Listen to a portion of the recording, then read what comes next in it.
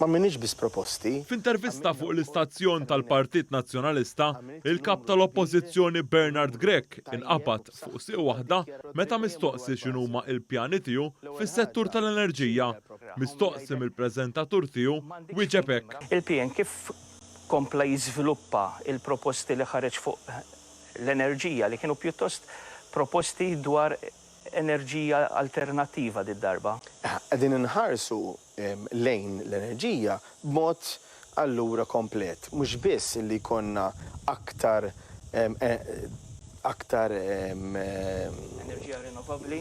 Le, ma aktar enerġija prodotta. Fl-istess ħin baqa' jiddefendi d-deċiżjonijiet ta' żmien l-eks Prim Ministru Lorenz Gonzi meta qart daqs is-siġġiewi mifruxa madwar il-pajjiż ingħata tal-iżvilupp. Żvilupp li beda jintalab permess fuqu tul il-medda ta' żmien.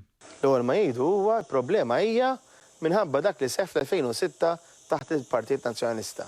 Din kienet it-tieni darba f'ġurnata waħda li Grech iddefenda il-legat ambjentali tal-eks Prim Ministru Lorenz Gonzi u l-eks Ministru George Pulicino li l-aġir tagħhom kien wassal għal protesti kbar. Ma naqbilx miegħek meta inti semmi illi l-eżerċizzju ta' razzjonalizzazzjoni tal-2006 kien xi eżerċizzju li jagħmel il-ħsara.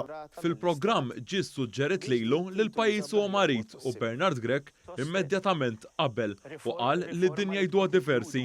Li l-Istat Malti huwa marit sfortunatament ma jgħidux biss huma. Fil-programm Bernard Grech beda jsib kull skuża għal nuqqas ta' fiduċja fih u attakka lil ħaddiema li jaħdmu fis-settur pubbliku. Skontu dawn iridu xogħol fis-settur pubbliku biex ma jaħdmux. Il-privat ma tistax tmur inti fit-8 fid-9 titlaq lejn id-dar u tieħu l-paga sieħa.